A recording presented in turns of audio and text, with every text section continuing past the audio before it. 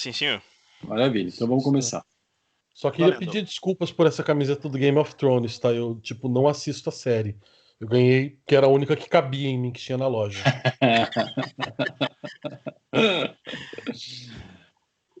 Vamos lá. Alguém que tem um computador mais rápido que o meu pode gravar? Eu tô gravando. Pau na máquina. Maravilha, então vamos lá. Música folclórica francesa. Eu começo então com esse incipit. Deixe-me fazer as canções de uma nação, da nação, e eu não me preocupo com quem fará suas leis, né? Esse aí, dito de outro modo, é o famoso adágio do professor Olavo, que diz que nada, citando Hugo von Hofmannsthal, que nada está na política de uma nação que não se prefigure na sua cultura, né? Essa é a versão musical dessa mesma divisa, né? E eu vou explicar então agora por que desta minha pesquisa. Após alguns anos pesquisando o repertório da música sacra, sob diversas categorias possíveis, foi me parecendo necessário fazer incursões nos campos da música popular para melhor entender justamente esta mesma música sacra à qual eu continuo me dedicando. Então, eu não almejo virar de novo um músico popular, a intenção é outra, né? Com efeito, essas duas artes parecem viver uma relação de uma misteriosa solidariedade. Ora, a arte popular insuflando matéria viva e caótica a ser reorganizada pela liturgia, ora a liturgia oferecendo formas já estáveis para a inocência do espírito popular, este sendo menos sujeito à caduquice, né, de todos os esquemas formais que a liturgia acaba gerando. Se essa imagem é tão verídica quanto bela, eu ainda não sei ao certo, mas eu me lembro que o mestre Olavo de Carvalho nos recomenda a memorização de um sem número de melodias populares, pelo bem da nossa inteligência, e explica também que música clássica, e aqui a gente pode pensar em música sacra como uma espécie de sinônimo de música sacra, ou uma categoria, a música clássica sendo uma categoria de música sacra, uma subcategoria. Ele diz que essa música clássica é música popular, só que desse segundo grau, ou seja, a música popular seria de fato uma espécie de semente da qual a música sacra, a música clássica é a árvore germinada, vamos dizer assim. A imagem é imperfeita, mas ela não é falsa.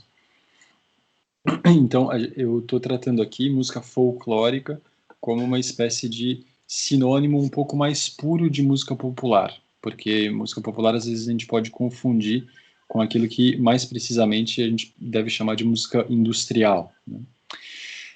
Assim é que meu objetivo com esta pesquisa que eu apresento hoje, levando em conta o ensinamento de Olavo, é menos historiográfico do que nutritivo, como sempre, né? Eu não tenho talento zero para história. Faz acho que 5 anos que eu conto a história de São Gregório Magno para os meus alunos sem nunca conseguir decorar o século em que ele viveu. Assim, eu sou realmente muito ruim com história. E meu objetivo não é esse, mas eu quero alimentar-me com as mais belas melodias populares, pela questão da minha profissão, e fazê-las conhecidas aos meus amigos. Se eu me permito um enxuto introito, um tanto escolar e histórico, é somente para evitar que a nossa memória paire sobre o vento.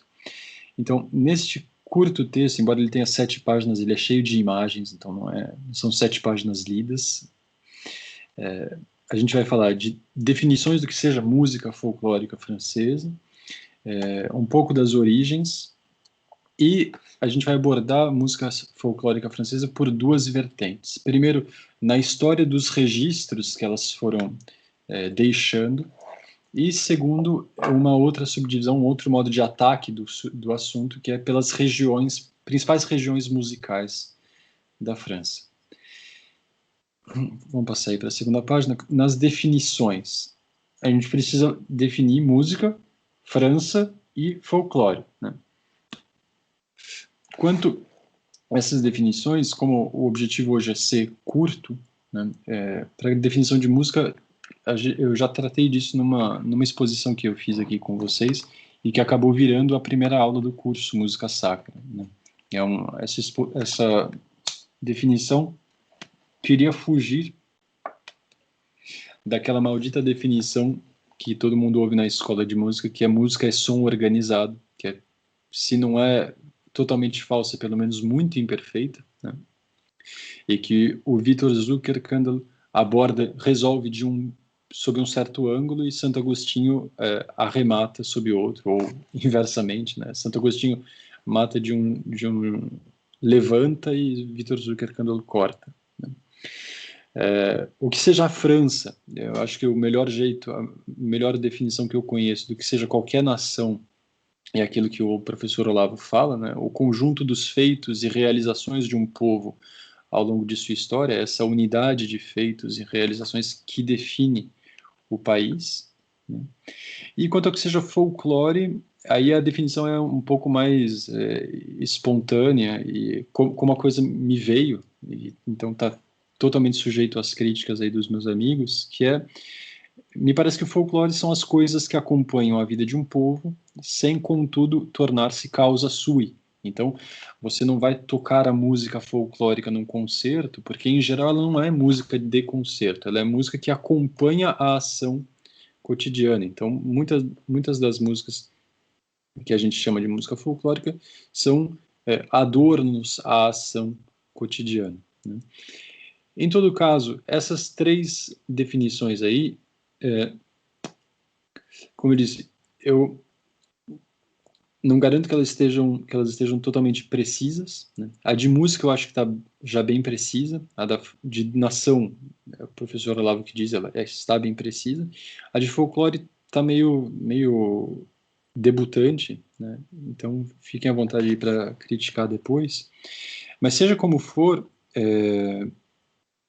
a gente sabe que o aprender precede o definir. Então, se a gente sabe qual é o fenômeno que a gente quer conhecer, o definir a gente pode deixar para um pouco depois. E hoje o nosso objetivo é mais absorver certas formas deste fenômeno, mais do que definir, né? Uma pesquisa um pouco iniciante.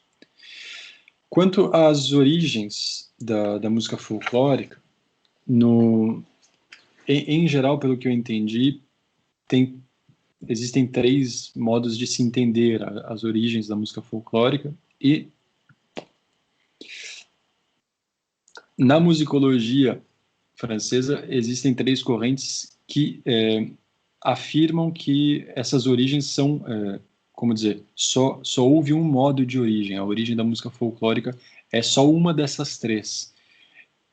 Eu não sei por que ainda não pode ser as três ao mesmo tempo. Vamos ver aqui, ó. As três possíveis origens da música folclórica francesa, segundo três correntes de musicólogos.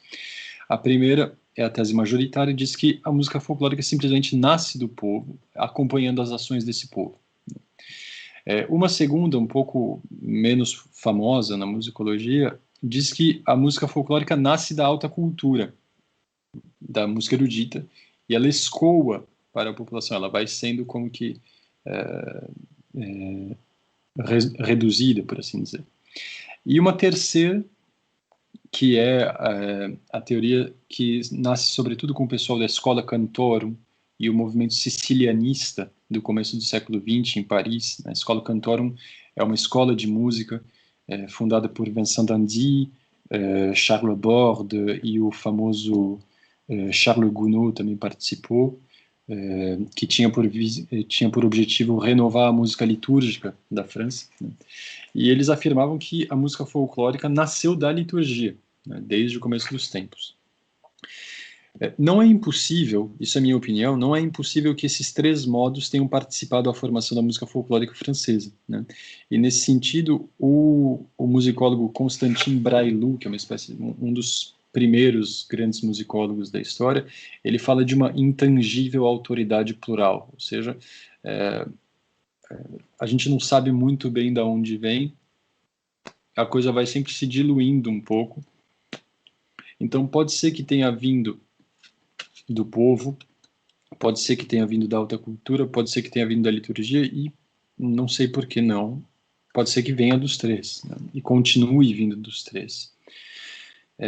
E também, se a gente leva em conta a essência do símbolo, né, não é porque a gente ignora a sua origem, não é porque ignoramos a origem de um objeto que somos privados dos seus efeitos. A forma de toda obra de arte, que é simbólica, supera o seu valor historiológico. Estava falando do Constantin Brailu, que é um romeno radicado na França, e tem uma fotinho dele. Foi um dos primeiros a ter essa ideia no começo do século XX de viajar à Europa, gravando músicos folclóricos no seu gramofone e tal. Depois, grandes compositores como Bela Bartók e o próprio Villa-Lobos se inspiraram dele e fizeram algo parecido. Então, eu estava falando que me pareceu bom atacar o assunto por duas vertentes distintas, né? A primeira, a música folclórica na história dos seus registros, como ela foi sendo registrada, sabendo que tem sempre essa contradição,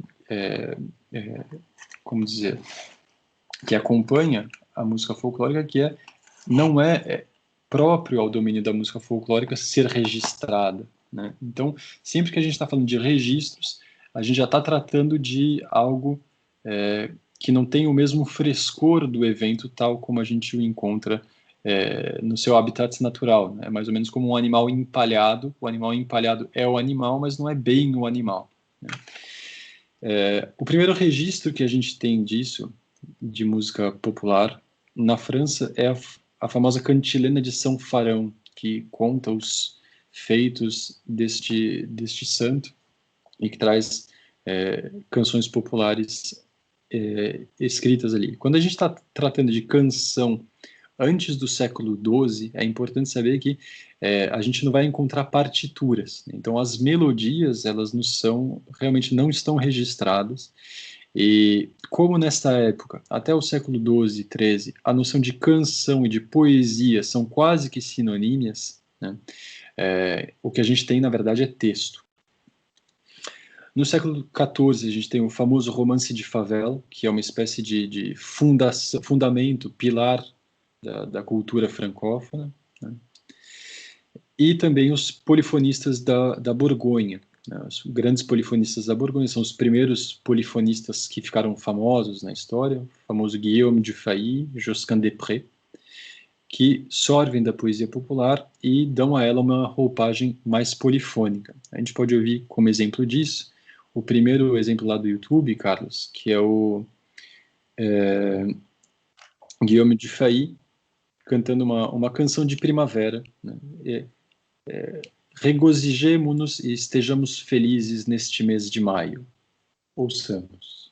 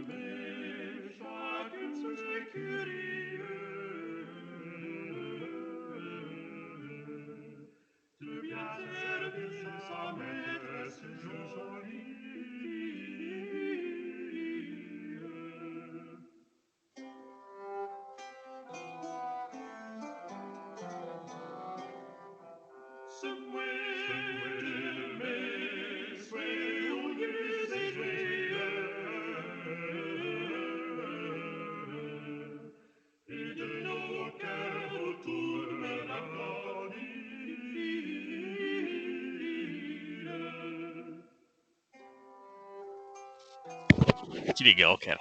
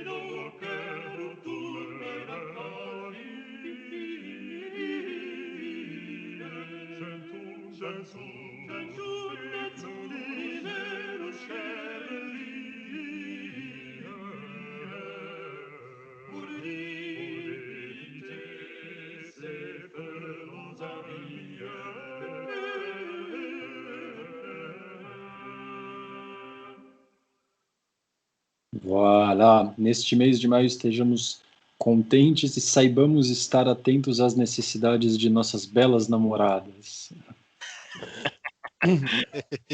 Ô, Felipe, isso aí é inteligível para quem fala o francês contemporâneo? Sim, sim, sim. É um texto bastante compreensível.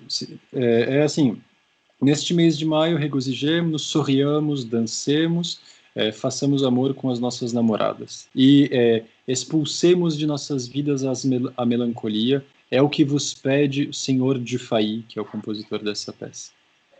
Ah, legal. Então, olha só, esse aí é um exemplo típico de assim, a gente tem um extrato de uma melodia popular que obviamente não era obviamente, muito possivelmente não era cantado assim, né? A questão da polifonia é um aporte do compositor, é um aporte da alta cultura, vamos dizer, mas a gente pode extrair a melodia que é entoada, né? Ta ti ti ta ti tari ti tom tim ti tom ti tarim ti tom pom tom tim ti tom pom pim pim pom pim pim pom pom tim pim pom tim tom ti tom pom pom pom. Então essa coisa do ritmo cíclico e tal, ela está evidente por trás da roupagem polifônica, né? É tipo Então, de maio, né, também, se você for pensar. Assim, as flores saindo, né, o sol voltando. sim, sim, ele traz esse aroma, né? É, Então, o Guillaume Dufay, Josquin des Prez e muitos outros compositores da dita escola de Borgonha salvaguardaram aí esse tesouro no século XIV. O Aldo perguntava de quando é São Farão, me parece que ele é do século VII mesmo.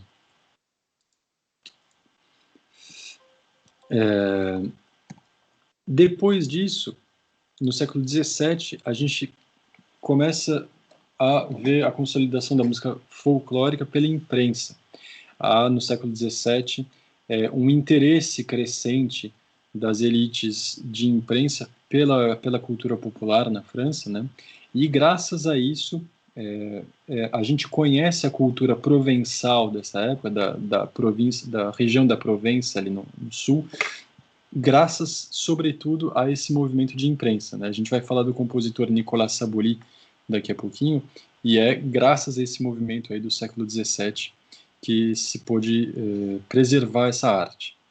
Depois, no século XVIII, aí um tal de Ballard publica essa coleção de Brunette, que são pequenas melodias ternas, né? Às quais ele acrescentou o contrabaixo, né? E são canções, chansons à danser, canções para se dançar, da qual a gente vai ouvir o exemplo aí, o segundo vídeo, Carlos. J'avoue cru quand vous aimant. Eu acreditara que te amando eu encontraria a felicidade, mas não.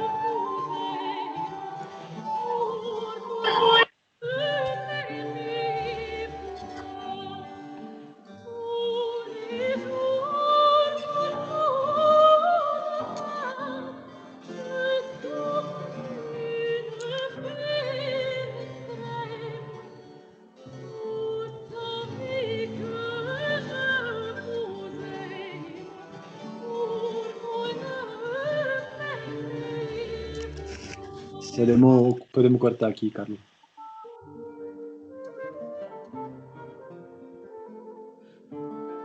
Parou? Para. Então, essa aí é uma canção de lamentação, obviamente, né?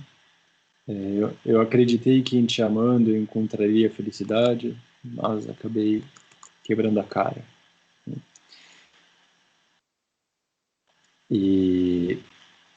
E aí, passando para o século XIX, o que a gente tem como principal elemento de preservação da cultura folclórica é, curiosamente, o movimento de imprensa revolucionário, né, que se serviu dessa cultura folclórica, transpondo já nos interesses maçônicos, né? Então, por exemplo, o mais célebre compêndio de cultura popular do século XIX é talvez esse Clé du Caveau, né, a chave da taberna, que tem canções de... ele diz aqui: chansonnier français, des amateurs, auteurs, acteurs de vaudeville et tous les amis de la chanson. De todos os amigos da canção, cantadores de vaudeville. Né? Então são canções de prazer, de chanson à boire, né? Canções para se acompanhar uma festa com vinho, etc, etc. Saudação ao Ulisses, maldita maçonaria. Bom, não impede que foi a maldita maçonaria que aí preservou certas melodias, né? Dentre as quais, inclusive, a melodia que acabou se tornando o hino da Bélgica, né? O hino da Bélgica é um hino de origem franco-maçônica, né, que se encontra nesse compêndio aí, Clé du Caveau. A gente vai ouvir, não o hino belga, se vocês quiserem, é só digitar no YouTube hino da Bélgica, vocês vão ouvir, ele vem dessa coleção Clé du Caveau, mas o que eu queria que a gente ouvisse aí é o hino União e Progresso, que na verdade vem de muito antes, é muito possivelmente uma melodia anterior, mas acabou sendo indexada com essa letra aí, uma letra completamente anticlerical, etc. Vamos ouvir um trechinho aí, Carlos, por favor.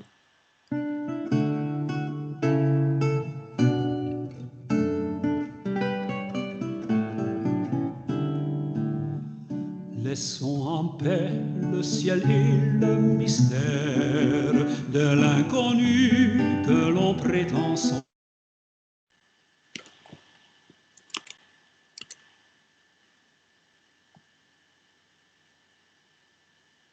A introdução lembra o hino da França, a Marseillaise. Sim. Sans commentaire, acceptons ces bienfaits. Nous plairons plus à cet être suprême en propageant union et progrès. Nous plairons plus à cet être suprême en propageant union et progrès. Pourquoi vouloir parler de politique? Est-ce le but que vise un vrai maçon? Dans nos travaux, fuyons la polémique, mais prêchons-y la paix et l'union. La vie est courte si l'homme était sage, en maudissant la guerre et ses excès. De notre globe il ferait le partage pour y semer union et progrès. De notre globe il ferait le partage pour y semer union et progrès. À toi salut et gloire à ta devise, drapeau d'honneur, symbole d'union. Sans redouter les foudres de l'Église, je porte un toast à ton noble blason. Nous te suivrons, nous défendrons la cause, nous prierons Dieu de bénir tes succès. Puisse le vin dans ce soir on t'arrose, consolider union et progrès. puisse le vin dans ce soir en ta rose consolider union et progrès.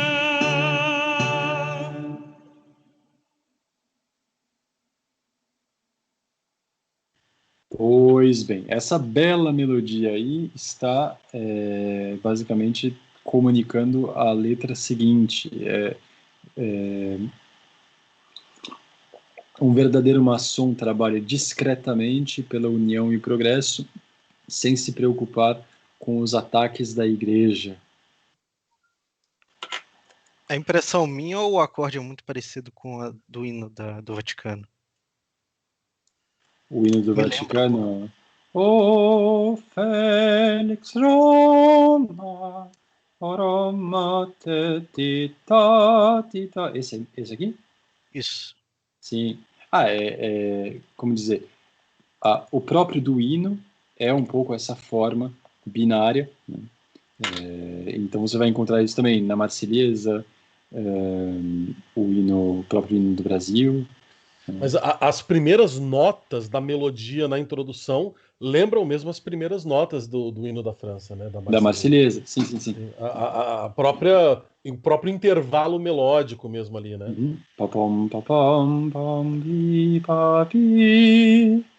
Sim. Mas e tem um elemento que aí é próprio a forma mesmo. A forma hino, né? É uma forma que se serve com muita frequência do intervalo de quarta, que é um intervalo de chamado, né? O intervalo de quarta é esse aqui, pom, pom, pom, pom. Essas duas notinhas aqui é um intervalo de quarta, e a maioria dos hinos nacionais começam com intervalo de quarta. O hino do Brasil, ouviram do Ipiranga, é uma quarta.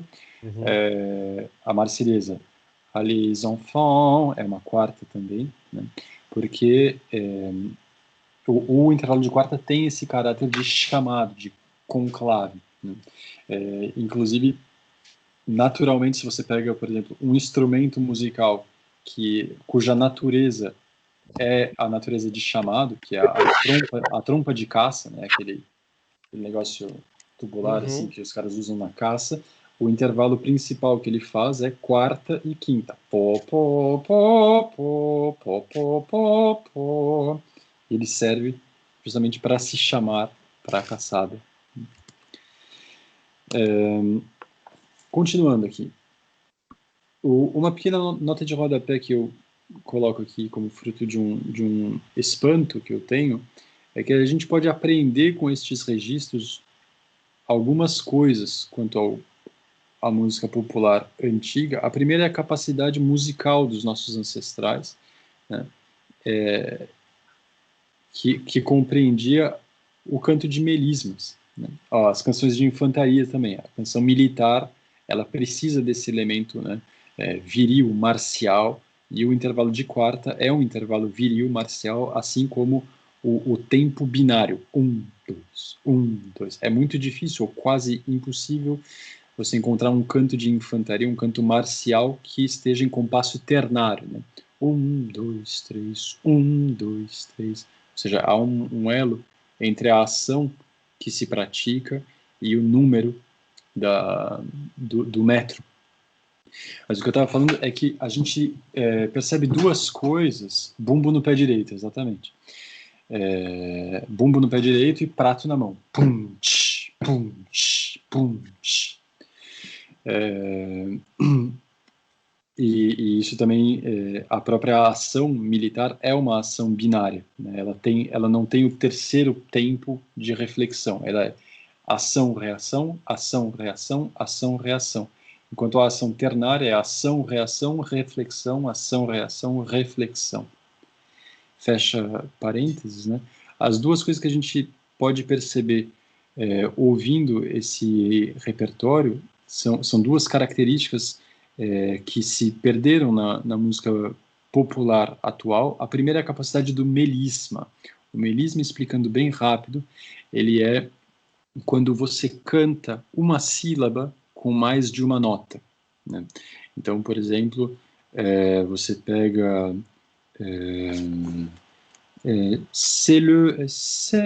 a primeira música que a gente viu, c'est le mois de mai. Ele pegou a palavra maio, mai, e ele cantou diversas notas, né, sobre essa mesma sílaba. Isso é uma sutileza musical que exige um certo hábito, um certo treino, né? E pelo que a gente ouve assim, de muitos exemplos de música folclórica antiga, isso era universal, assim, era algo possível de se cantar e que se perdeu na música popular de hoje. E a segunda coisa é uma tessitura vocal, ou seja, uma capacidade de ir para o grave e para o agudo, muito mais extensa no que diz respeito aos agudos. Isso a gente percebe sobretudo na música popular do século XIX. Os homens eram capazes de cantar notas muitíssimo mais agudas do que os homens de hoje em dia, né, e as mulheres também. Então, eu quis mostrar, em primeiro lugar, esse aporte aí, uma espécie de linha do tempo dos registros da música folclórica francesa, e agora vamos atacar a música folclórica por regiões, tá? Espero que não vai ficar muito cansativo, mas essa segunda parte aqui é curtinha, tá? Música folclórica por regiões. Estou aqui na página número... quanto do PDF? Página 5. É bom dar uma olhada, porque eu coloquei um mapinha aí que eu fiz com todo o meu talento de Photoshop. Coloquei os nomes das regiões e tudo. A cultura e o folclore de um país, ou no caso da França, de suas regiões-país, são também um elemento de contracultura no contexto atual, onde o globalismo ganha força. Diversas vezes o Estado francês tentou suprimir culturas regionais em benefício de uma cultura francesa una, o que, na verdade, dito de outro modo, é basicamente uma cultura parisiense. Um exemplo disso é a empreitada de linguicídio que foi feita pelo padre revolucionário Henrique Grégoire, o famoso Abbé Grégoire, que de católico tinha muito pouca coisa, né? Era um grande revolucionário, ficou famoso, assim, figura de ponta da Revolução. Ou então, sem pensar no aspecto cultural, mas o próprio genocídio da Vendéia, né? Para quem não conhece essa história, eu acho que é uma das histórias mais trágicas da Revolução Francesa. O povo da Vendéia, no oeste da França, resistiu bravamente ao regicídio, né? Era um povo muito amoroso do rei, né? E que lutou com muito afinco contra a revolução, até um ponto em que os revolucionários fecharam, cercaram a região e as cidades e incendiaram tudo e mataram quase todos, né, numa tentativa de fazê-los calar. Isso aconteceu também um pouco com a cidade de Lyon, né, em que Lyon virou a cidade sem nome, né, teve um édito de Paris dizendo Lyon n'est plus, Lyon não existe mais, mas a Vendéia lutou com uma bravura ainda mais aguerrida. Tomemos dois dos exemplos mais pungentes de culturas populares regionais hoje para conhecer a sua música. Se a gente olha para o mapa da França, o que tem me parecido até agora é que, musicalmente, as regiões mais importantes são essas aí. O Aldo está recomendando que se leia Jacques Crétino-Joly sobre o quê? Peraí, perdi. Sobre a Guerra da Vendéia, sim. A gente tem aí essas regiões, a Alsácia, região extremamente musical, é a região mais alemã da França, e talvez por isso a mais musical. A Borgonha, que a gente ouviu aí pela composição do Dufay. O Limousin, que é a região mais agrícola, mais talvez atrasada, por assim dizer, da França, e que não coincidentemente, a região onde tem mais melodias folclóricas daquelas do tipo rural mesmo. O País Basco, que é um país uma região que preserva muito fortemente a sua língua, né? A Vendéia, a Córcega, o Canadá e a Louisiana, que são colônias francesas de cultura francófona ainda muito forte, e as famosas ilhas, né? O Caribe, Saint-Pierre-Miquelon, etc. E duas regiões que me parecem as mais preponderantes que a gente vai tratar hoje, a Bretanha e a Provença. E não tem a Normandia, Eric, foi mal.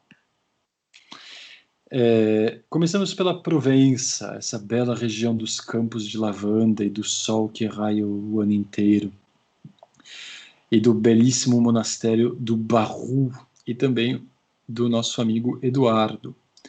A Provença... O que é? Barru é na Bretanha? O Barru é na Provença. Ah. A Provença é bastante conhecida por seus cânticos de Natal, sobretudo. Antiga terra de predileção e propriedade da igreja, faltou a palavra propriedade, foi em Avignon, cidade provençal, que sediaram alguns papas durante o cisma do Ocidente, no século XIV. Durante 40 anos o papado esteve na Provença e não no Vaticano.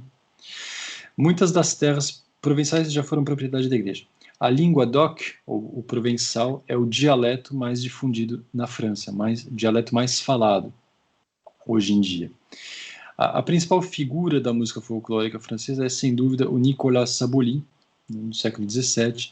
Ele foi mestre de capela da igreja de São Pedro de Avignon e poeta, organista improvisador e compositor. Você vê como, ainda nessa época aí, a noção de poeta e de compositor estão muito intimamente vinculadas, né? E até um pouco depois, se você pega Johann Sebastian Bach mesmo, que nasceu em 1685 e morre em 1750, ele era aclamado como o grande poeta, né? Então,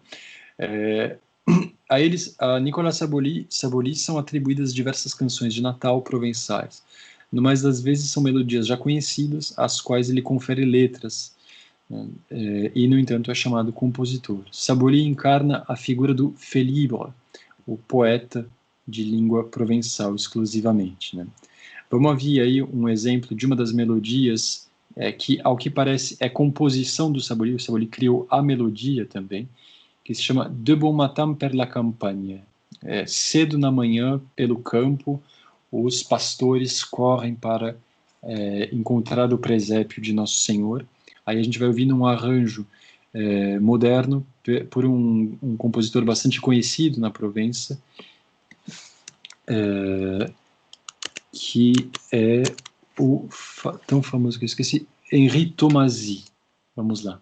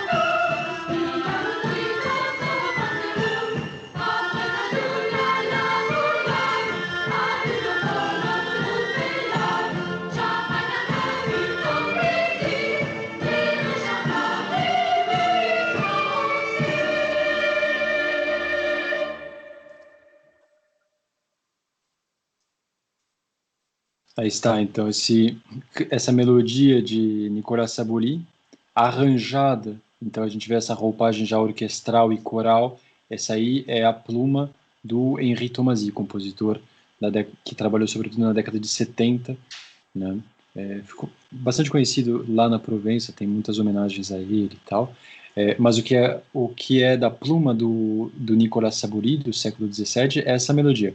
Pom para ti ta ti ta tira ti ta ri ta ti ta ti ta tan tira ti ta ti tam ta pam tira tam ti taya da ta tim tam tira ti da ta ti taya rim tam tira ti ta ti pam tira ti ta ti ta tira tim tam tara ti tam tam. E que conta a história, então, de pastores que cedo na manhã correm até o presépio de Nosso Senhor. Vamos passar, então, para o último capítulo da exposição de hoje, a maravilhosa região da Bretanha. Talvez, junto com a Córcega, acho que é a região onde as pessoas têm o maior orgulho de serem desta região antes de serem franceses. Se você vai na Córcega e você diz que você é francês, as pessoas falam, você é um estrangeiro, certo? Na Bretanha também. São duas regiões de um povo muito aguerrido à sua cultura. E essa cultura bretã, ela se baseia, ela pode permanecer de pé graças, entre outras coisas, a uma importante iniciativa do senhor Ersat de Villemarquet e o seu Bartsatzbreit, que é um caderno que ele compilou em 1839, uma coleção de cantos que Ersat de Villemarquet teria recolhido em viagens pela Bretanha. A mãe dele tinha começado já isso, mas ele continuou e estendeu a proporções já regionais, mais ou menos no espírito daquele musicólogo que eu citava no começo, mas ele não saiu com um gramofone, porque ainda não existia, ele saiu escrevendo as melodias do povo bretão.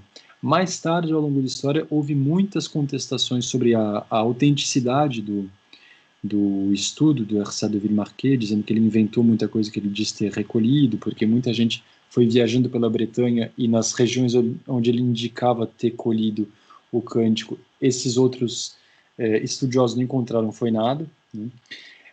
Mas, uma vez mais, para mim, enquanto músico, isso importa muito pouco, na verdade. O que me importa mais é a qualidade da melodia e aquilo que ela exprime, né? Então, seja isso original ou não, pouco importa. O que importa é que o nacionalismo bretão moderno deve, em grande parte, a sua origem a essa publicação aí de 1839. Foi, inclusive, sob a influência deste caderno que Napoleão III lançou a empreitada de uma coletânea popular em toda a França, que ele ordenou que se fizesse a mesma coisa em cada região da França, mas essa iniciativa acabou nunca sendo concluída, nunca se publicou um Bartsatzbreit regional de cada região. Aqui a gente tem uma fotinho do Bartsatzbreit, de uma página, de uma bela melodia que se chama O Paraíso, Arbaradots, e que a gente vai ouvir na voz, não vou dizer que a voz é bonita, mas é uma voz importante do movimento nacionalista bretão, que é o famoso cantor Jan van Kemener, cantando Arbaradots. Diz, Eduardo. O compasso, não sei se eu consegui ler bem pela resolução, era um 3x8? No Arbaradots? Esse que estava agora aí. É 3x8. Já não é o binário, né? Exatamente, já é todo um outro sentimento, completamente diferente. Vamos ouvir aí, Carlos. Pau na máquina, DJ.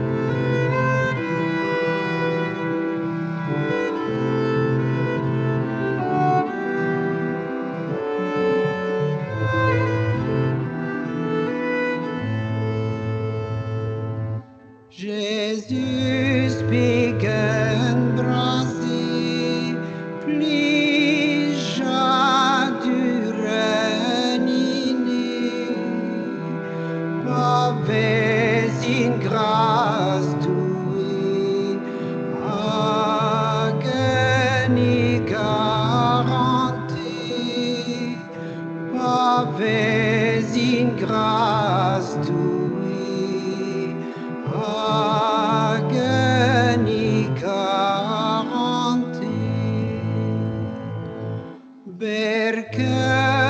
Berkewanen amser,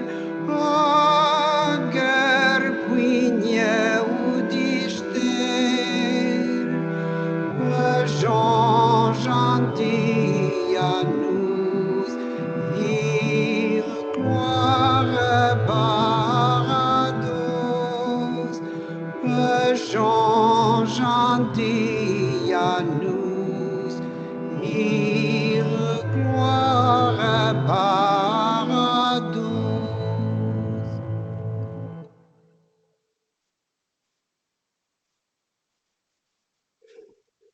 Aí está essa famosa melodia bretã, nessa voz aí. Eu, sinceramente, não acho esse cantor que ele tem uma voz muito bela, mas ele é uma figura de proa aí do movimento nacionalista bretão, gravou muitos CDs de música sacra, né? É o Jan van Kemener. Uma segunda personagem, um segundo personagem importantíssimo na música folclórica bretã é a Marguerite Philippe, ou Marguerite Fulup, em bretão, que viveu aí no fim do século XIX. É uma mendiga e cantadora. Ela acabou caindo na mendicância por ter tido uma mão que foi devorada por um porco, então não podia mais trabalhar. Mas ela tinha uma memória excepcional. Embora analfabeta, ela conhecia 259 cânticos de cor, 150 contos, e ficava passeando pelas ruas de Quimper, se não me engano, e cantando esses cânticos e contando contos. E ela era também peregrina por procuração. As pessoas queriam fazer uma peregrinação, mas não tinham condição de fazer, pagavam para Dona Margarito Fulup e ela fazia a peregrinação por ela.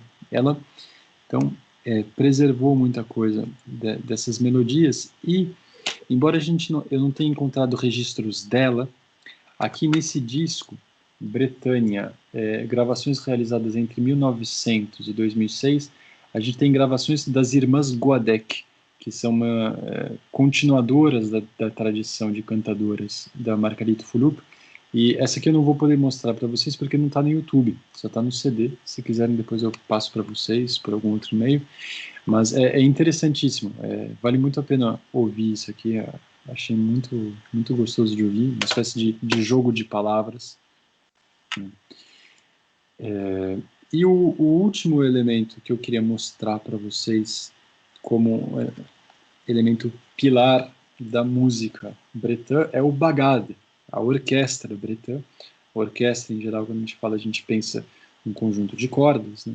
Violino, violoncelo, contralto, viola e contrabaixo, os sopros, etc. Mas, na Bretanha, a orquestra bretã não pode ser como as outras, como nada na Bretanha pode ser como outra parte, mas a orquestra bretã se assemelha mais com a noção do conjunto musical escocês, né, com a gaita de fole, a bombarda e a percussão caixa clara, sobretudo, e algumas outras percussões específicas a tal ou qual orquestra. Eu queria mostrar para vocês um trecho de uma apresentação do Bagade de Quimper, vencedor do campeonato anual de Bagade bretão.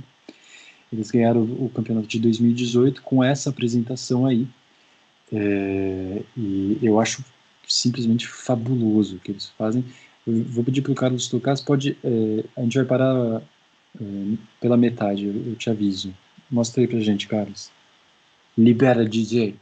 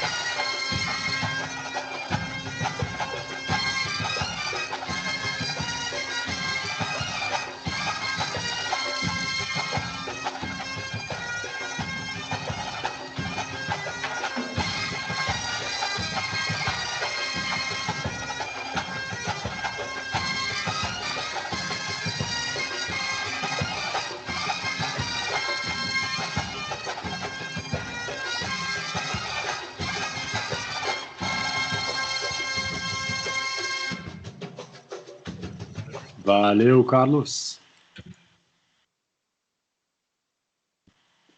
Isso aí, Sabe minha o nome- gente. Diga aí. Sabe o nome desse instrumento ali? Parece um ábaco.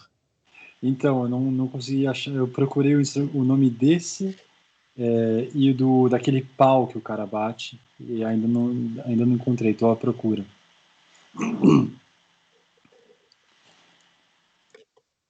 Então, temos aí, rapaziada, essa amostra que eu queria fazer para vocês da música folclórica francesa, menos com um objetivo historiográfico, como eu contei para vocês, do que um objetivo nutritivo, né? Então, a gente abordou aí uma breve linha do tempo, né? E um ataque por regiões para começar a entender esse fenômeno aí. E se quiserem comentar alguma coisa, o momento é agora. Gostei muito da música bretã. Vou ouvir mais. Muito Felipe, nutritivo, realmente. Felipe, essa última música, Bretan, esse arranjo, ele, digamos assim, tem alguns modernismos assim nele, algumas contemporaneidades, ou ele, digamos assim, está bem raiz? Me parece que ele é uma orquestra viva, ou seja, a tradição e a modernidade eles não se preocupam muito entre a fronteira entre uma coisa e outra. Então a formação é tradicional, né? Os instrumentos são da tradição bretã, mas as melodias possivelmente não. A percussão ali parece um pouco Olodum, né? A percussão, no caso, ela é bastante tradicional. É uma percussão que se assemelha muito com a percussão escocesa, né? Uhum. E o próprio ritmo, em geral, ele é assim também na música escocesa. Mas as melodias ali, elas me surpreendem um pouco. Eu acho isso maravilhoso, mas eu acho que as melodias é uma espécie de pot-pourri isso que eles fazem. Essa apresentação aí para o campeonato, ele faz uma espécie de apanhado de várias melodias, né? Então quando ele começa, ele faz ta tarara ti ta ti. Isso aí é uma melodia típica do cancioneiro bretão. Mas depois, quando ele vem com aquelas espécies de exotismos, tipo,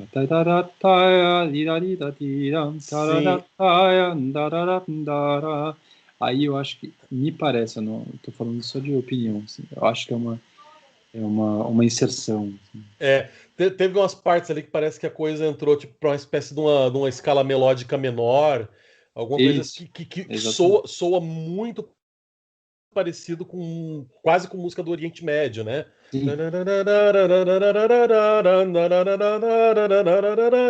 Né? Sim. Soa muito parecido com agora essa divisão rítmica, né? Isso é muito comum aqui nas músicas de intrudo aqui não tão aqui da região onde eu tô, mas mais da beira alta, né, de Portugal, do interior nordeste de Portugal, né? O intrudo é como se fosse o carnaval, né? Aí tem as músicas de gaita de fole e as bandas de bumbo, que tem é engraçado que muitos brasileiros chegam aqui e se surpreendem. Eu já vi gente perguntando, mas isso é influência brasileira? Parece uma coisa meio, né, Olodum, porque esperam assim, uma banda de gaitas de fole esperam um ritmo meio militar, duro, né? E o ritmo, na verdade, não é duro, ele é cheio de subdivisões, até um pouco dançante mesmo, assim, uma coisa meio tribal, né? Sim. Você acha que essas semelhanças têm a ver com alguma espécie sei lá, alguma raiz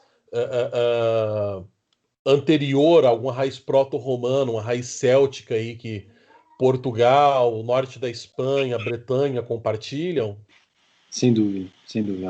A Bretanha é a região celta por excelência da França, né? Então, se tem uma coisa que conecta a França com a Inglaterra, é essa cultura celta aí do oeste da Bretanha, né? E quando a gente vê que a gaita de foles é um instrumento típico também do norte de Portugal, a gente eu tenho tendência a crer que há um elo cultural aí.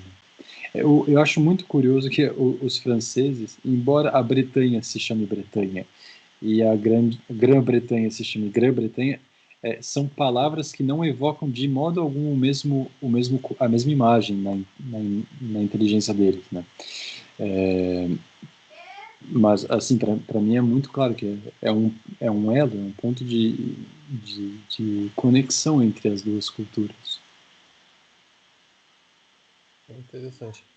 Ô, Felipe, outra pergunta meio assim, bem, enfim, bem dentro da questão da música mesmo. Eu percebi que, por exemplo, naquele hino maçônico lá, mas não só naquele hino, mas em várias execuções de cantores franceses, quando o cantor parece pender um pouco mais para um canto um pouco mais lírico, um canto um pouco mais técnico, ele tende a pronunciar os R's, esse R latino africano, e não esse R mais gutural que a gente escuta na fala francesa. Sim. Isso é o que? É uma influência do canto operístico? Ou isso é consenso técnico. É um consenso técnico entre os cantores profissionais que quando você está entrando no domínio do canto lírico, o R gutural francês ele não cola mais e é muito difícil você manter o apoio vocal com o R gutural. Então quase todos passam pro R rolado. Porque na ópera alemã a gente nota a mesma coisa, né? Sim. Vendo vídeos antigos, assim, eu vejo que em Paris, ali no começo do século XX, tinha muita gente que falava com esse R, né, cara? Sim, mas o francês arcaico era pronunciado assim. Se você escuta o franco-normando que era falado... Quer dizer, o pessoal que reconstitui, né, a pronúncia do normando, que era falado pela corte inglesa, por exemplo, os franceses falavam com esse R latino, esse R normal, digamos assim, a maior parte dos povos europeus. Em algum momento, e aí é uma discussão muito grande, né, passou a se falar com esse R gutural. Algumas pessoas dizem que tem, mas enfim, não tem nada a ver com o tema da conversa, da palestra do Felipe. Mas de fato, você, por exemplo, quando você vai em Paris, você vai no teatro da Comédie Française. A Comédie Française se propõe a apresentar as peças, as comédias do século XVIII, tal como eram interpretadas na época, né? E aí é só R rolado, mesmo sendo parisiense. Eu achei interessante o elemento rítmico da música normanda, que me interessou bastante, que lembra mesmo o Olodum, mas não tem para onde fugir. Olodum. Foi o Carlos que falou, hein? Não fui eu, não. Porque é o seguinte... Mas é verdade. Porque é o seguinte, se a gente entende como premissa isso que o Felipe falou, de que o normando tem o francês da Córcega tem o orgulho de pertencer à sua região. O bretão, né? Não o bretão. normando. Perdão, exato. E ele quer preservar, e ele é um músico raiz. É fácil a gente perceber a origem disso. Instrumento musical, de corda, de sopro, não é todo mundo que tem, sobretudo em épocas antigas, né? Daí a cultura popular pode se desenvolver através da rítmica, pois fazer um estralo é um elemento rítmico que todo mundo pode fazer, bater na mesa num ritmo, todo mundo pode fazer. Então, me parece natural que o elemento rítmico se desenvolva bruscamente, muito mais que elemento melódico, elemento harmônico, né? E se uma cultura quer preservar seu elemento tradicional, raiz, não vai abandonar o elemento rítmico, né?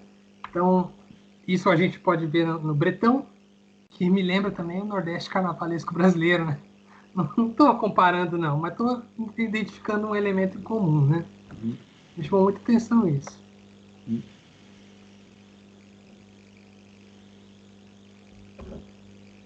Eu acho que, via de regra, as pessoas têm um estereótipo, né, de que a música europeia é... Quem que tá dando tchau, Aldo? Alô, Aldo. a música europeia, ela é pobre em termos rítmicos, né? Eu lembro de ter escutado isso na escola, né? Que a música brasileira ganhou dos europeus a parte melódica e harmônica, mas a parte rítmica veio da África e dos índios, né?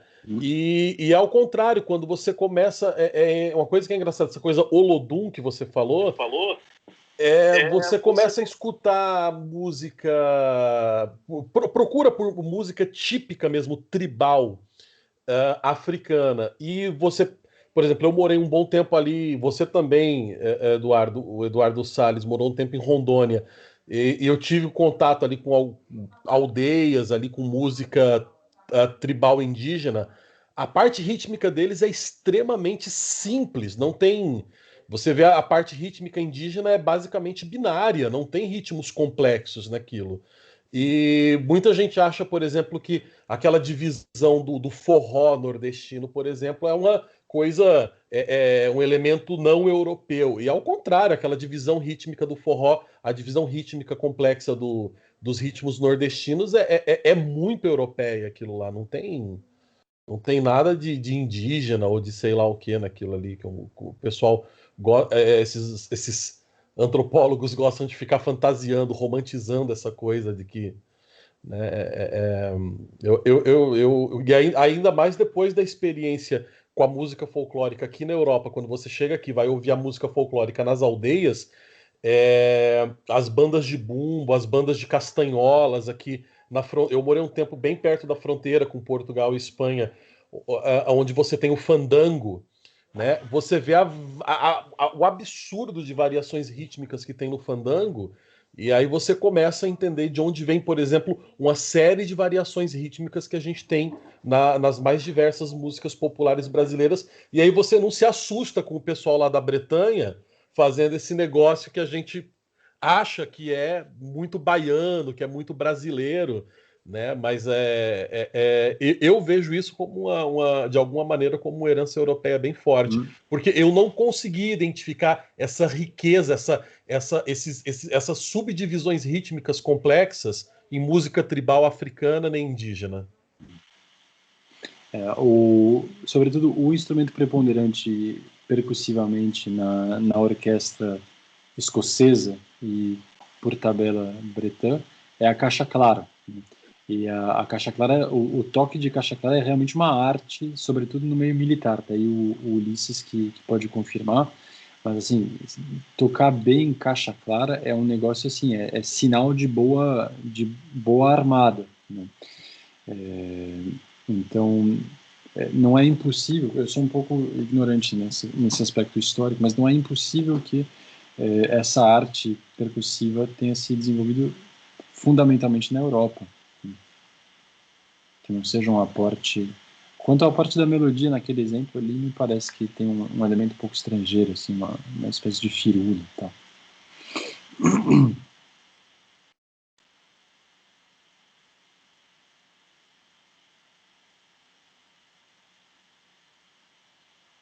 Engraçado, aquela primeira música que você...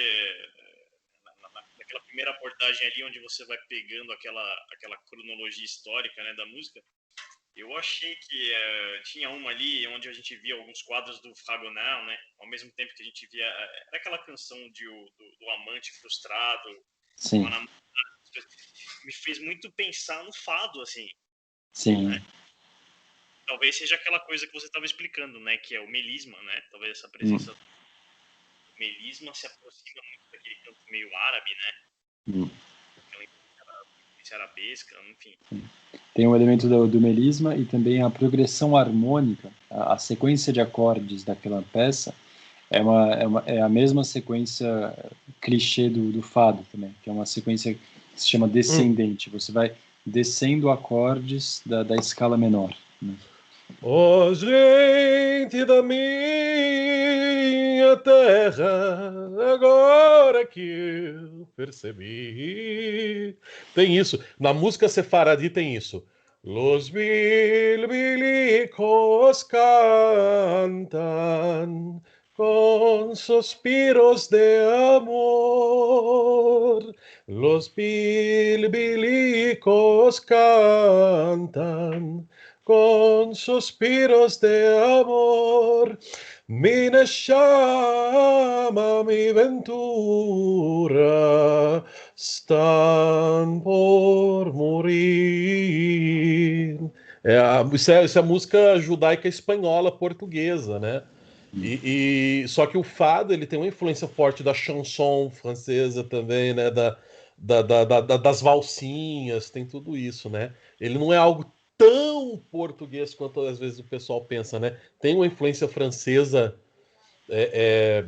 bem ali marcada em várias coisas do fado. Posso fazer um comentário nisso que o Brás está falando? A relação influência francesa em Portugal.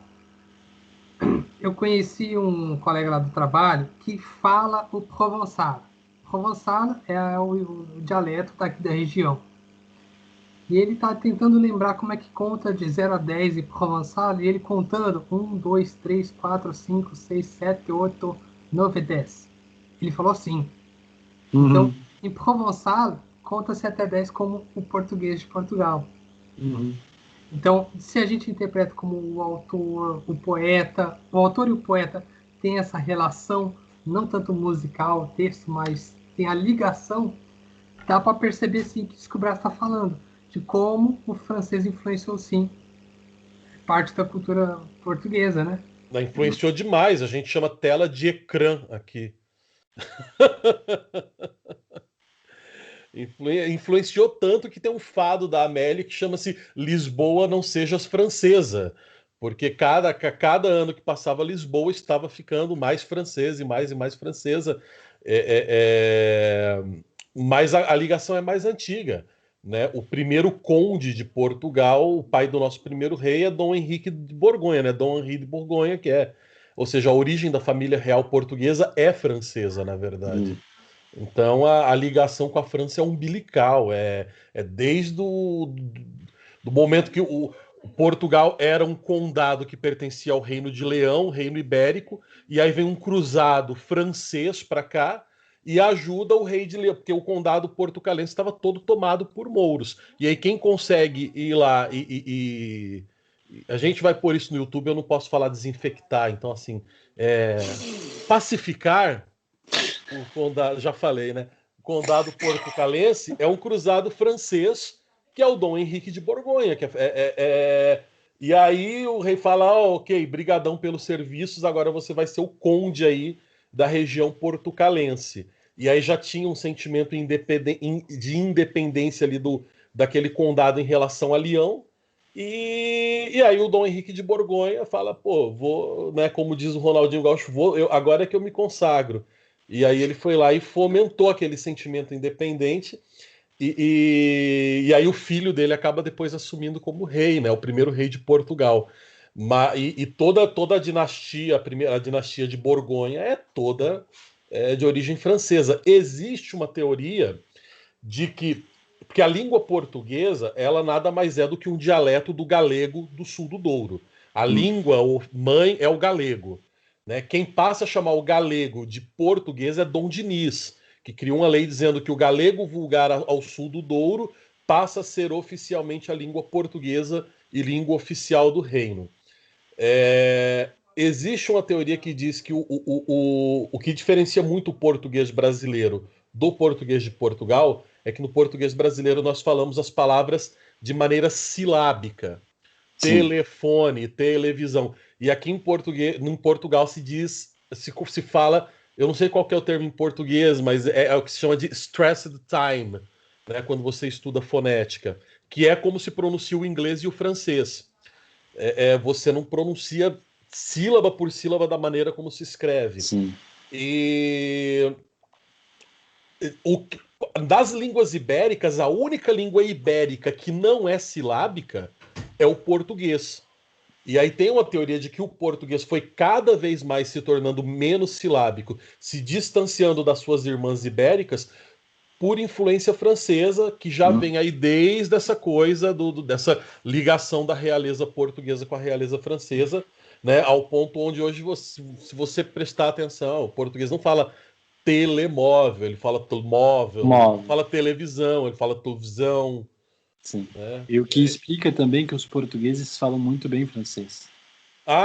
Também tem isso, né? A galera fala isso mesmo. Eu já ouvi comentários sobre isso. Sim, o português fala muito bem francês. Ele consegue compreender essa lógica da fonética francesa melhor do que o brasileiro. O brasileiro tem muita dificuldade. A gente pensa de maneira silábica. Sim. Exatamente.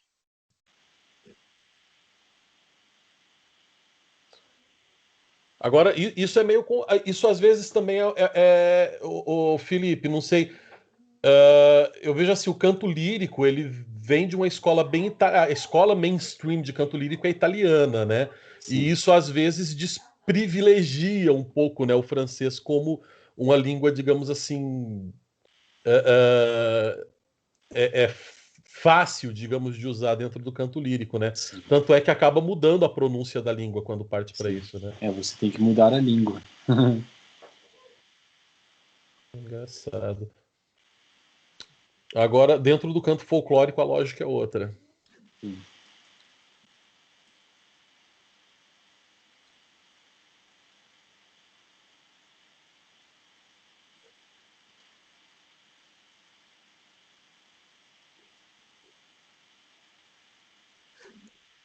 Pois muito que bem, minha gente.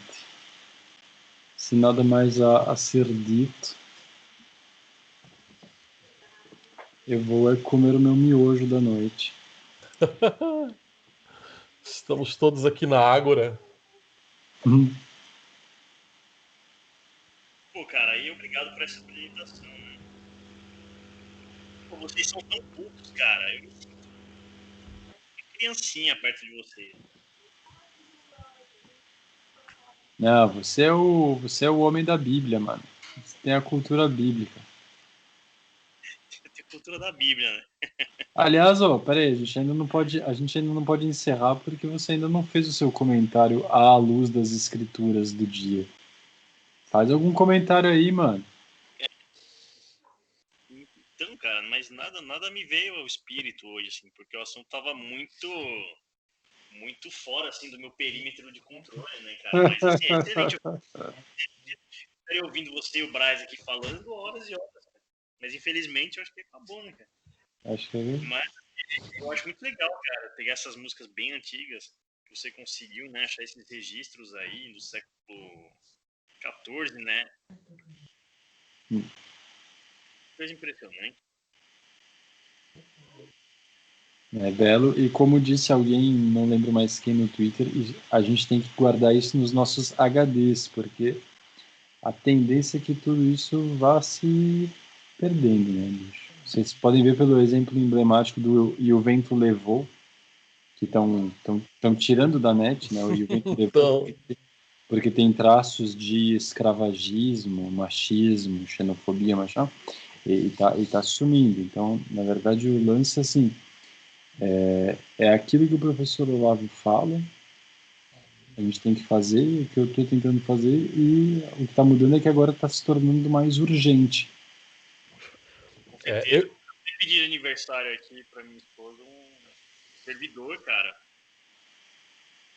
Porque tá muito chato esse negócio dessas empresas de tecnologia, né? As Big Techs, eles estão muito chatos. Cara, pra você ter uma ideia, eu adicionei um pessoal aqui no Facebook, né?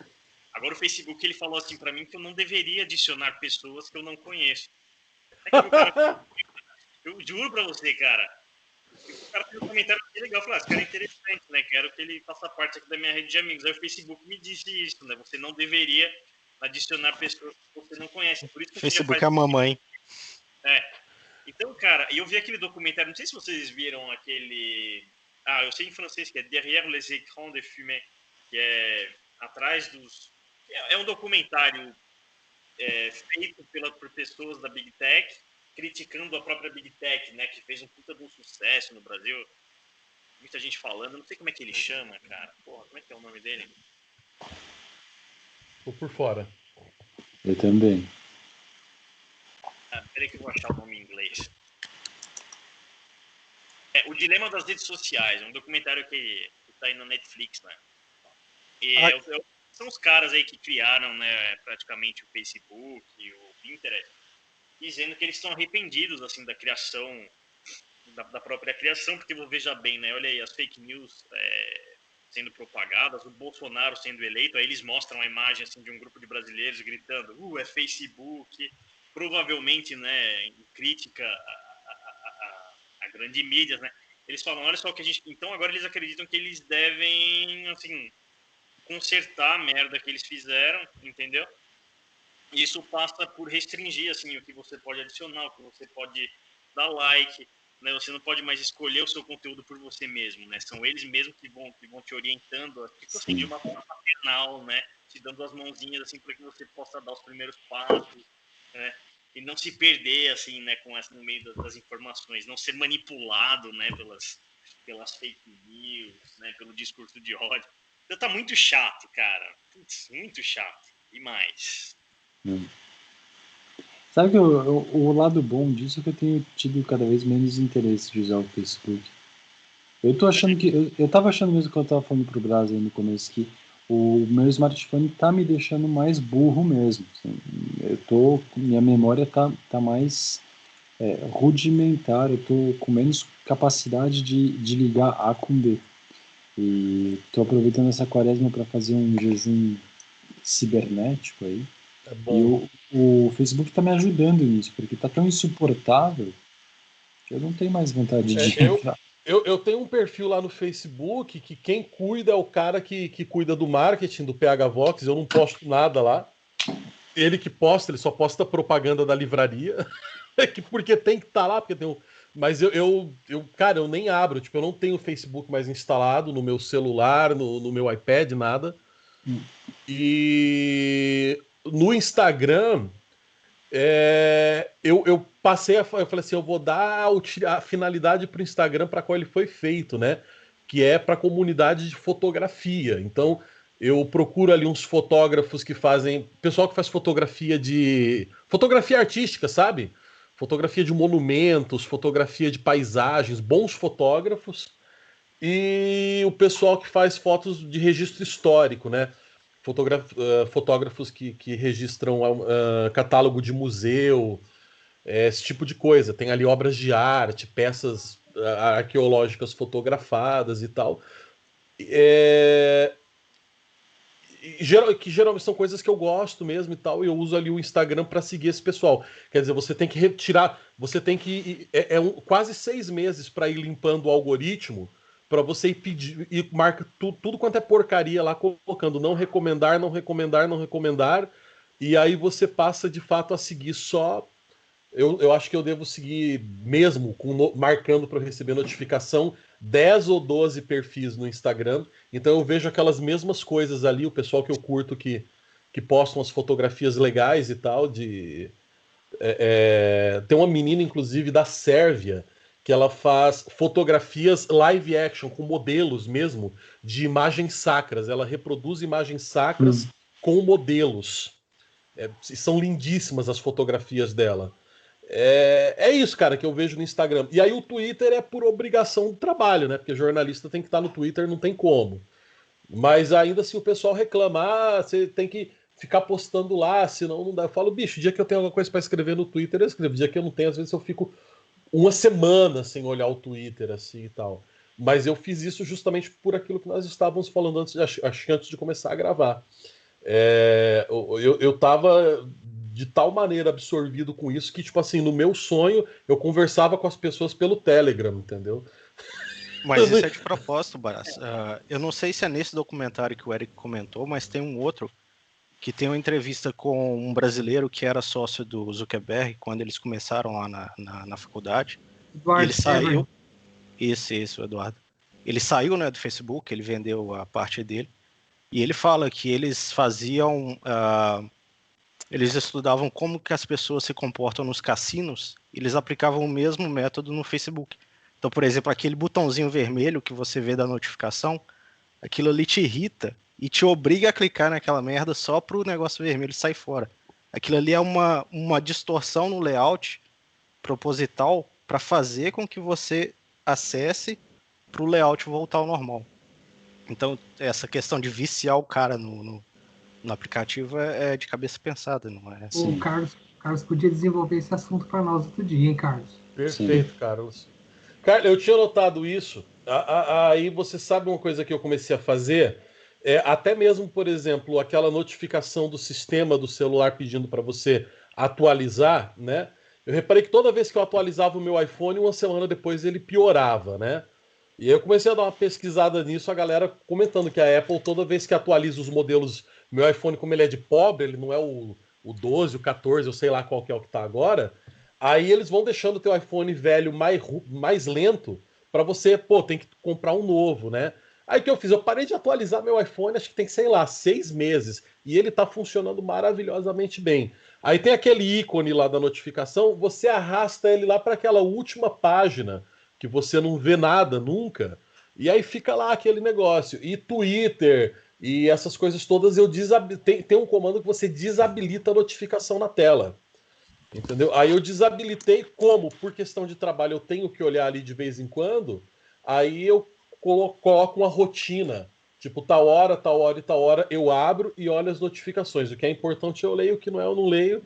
E já deixo um aviso assim, tipo, sócio, pessoal que tem que falar mesmo, ó, se for urgente, me liga, porque eu não olho notificação. Tem mais ou menos 2 meses que eu passei a fazer isso, cara. Eu parei de sonhar com rede social, pra você ter ideia. Eu parei de sonhar que eu conversava com as pessoas pelo WhatsApp. Cara, Parou de sonhar que tava te isso. cutucando no Facebook. É muito bizarro, bicho. Você ter um sonho e o sonho é uma tela de WhatsApp e você tá conversando com os outros pela tela de WhatsApp no sonho. Olha que nível de loucura. Meu caro Braço, desculpa te cortar. Felipe, obrigado pela apresentação. Preciso me recolher já. A patroa tá com sono aqui. Eu tô com sono. Meus caros, fiquem com Deus. Luciano, oi, tchau. Opa, Valeu, gente, eu valeu, cheguei agora. Eduardo. Tava tendo aula. Abração pra família Salles aí. Um abraço, Eduardo. Valeu, Eduardo. Tchau, tchau. Pois é, E aí, cara. quem apresentou hoje? Música folclórica francesa aí com o nosso querido Lesage. Ah. Mas foi gravado, né? Você não viu, logo você não teve a oportunidade de falar sobre Wagner, né? Felizmente. Mas, cara, nesse assunto, né, que a gente tava falando, o que é muito chato é que, assim, é um pessoal, né, eu fui analisando, assim, vendo o documentário, eu assisti aqui com a minha esposa, é muito bacana que, assim, no começo eles vão falando dessas técnicas de manipulação, né, que eles mesmos aplicaram, assim, no modelo de negócio, e isso é interessante, isso é verdade. Só que eles terminam o documentário associando todos esses problemas ao populismo, ao Bolsonaro, entendeu? Então, Do assim, que você está falando? eu tô falando daquele documentário da Netflix, não sei como se chama, é o Dilema das Redes Sociais, né? E é engraçado que logo depois desse documentário é que eles começaram com essas notificações aí, né, do Facebook, isso aqui é fake news, isso aqui é verdade, não é verdade. Mas assim, você vê que é um pessoal que conhece muito bem o marketing, um pessoal que conhece muito bem de vendas, conhece com profundidade o comportamento humano, sabe como ganhar dinheiro.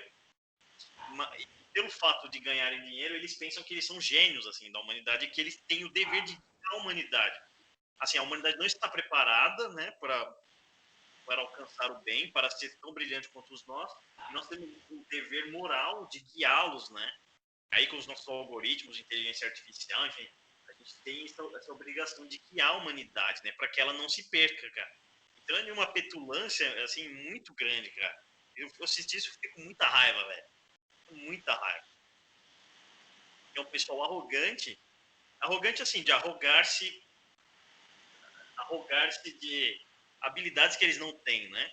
Essa habilidade de guia de pessoas, né? E esse pessoal que controla tudo, né, meu? Em partes porque a gente também é preguiçoso, né, cara? No sentido de que eles fazem um serviço que é muito bom, a gente simplesmente não consegue não usar esse serviço. Né? Eu posso parar a gravação? Pode.